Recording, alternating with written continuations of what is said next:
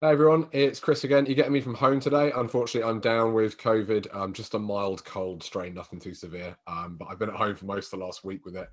And I've been hoping to get back into the clinic to record some stuff for you, but I'm not sure when I'm going to be in yet.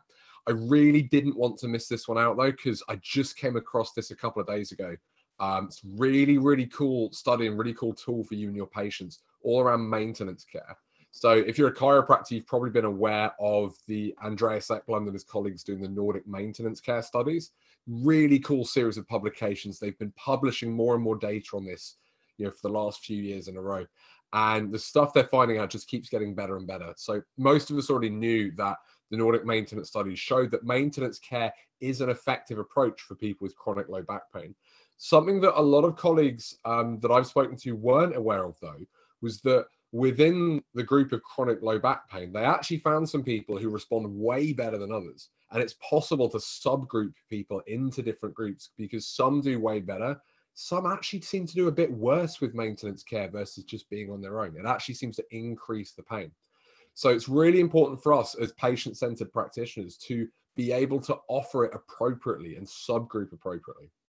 And something they've just published is a really, really simple tool. It's very quick to use that will help you identify those patients who will do well and identify those who won't.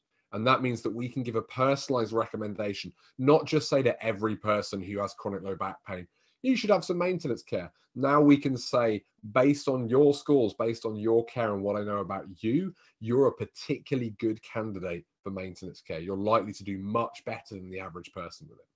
So I'm going to share my screen here because I do want to show this. I'll put a link to where you can find this below. It's published it. It's out there. It's really, really cool. But let's just show you the questionnaire quickly. So this is the questionnaire. You can give this to patients. There are just 10 questions. They score each one from 0 to 6.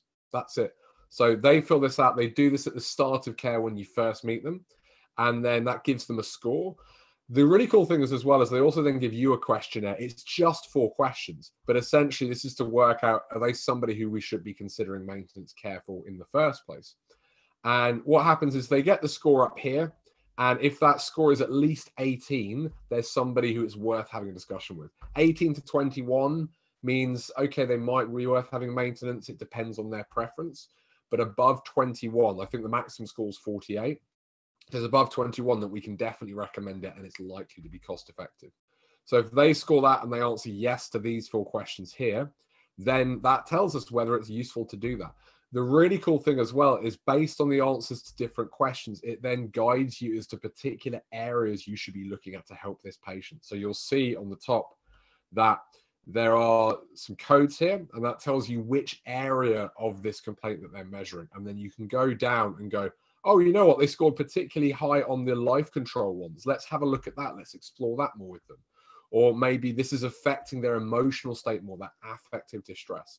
So if you get them to fill this out, then when you have the initial consultation, you're much more informed as to how this is impacting their life, maybe what their goals are going to be, and the areas that you need to show you can address in order to get them back to where they want to be.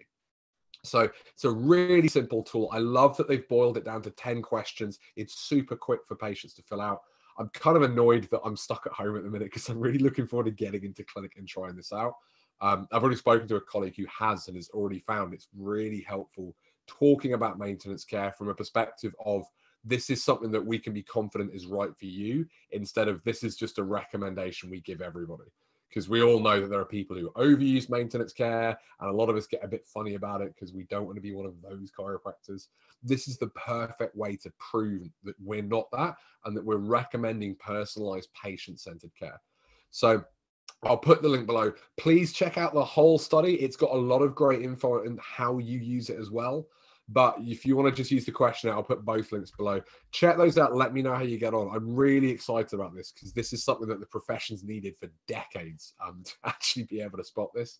And now we're getting not just the research saying it's useful, but the tools to make sure we do a really good job. So check that out. Let me know how you get on as well. Myself and Andreas and many of us would love to hear about your experiences with this tool. Because Andreas said in the thread just the other day, they like putting this stuff out. They're excited by it. But if we as clinicians are not actually using this, what's the point? So let's not just go, oh, there's loads of research out there. Thank you, researchers. That's really, really useful. Let's actually use the tools they're giving us to give our patients better care.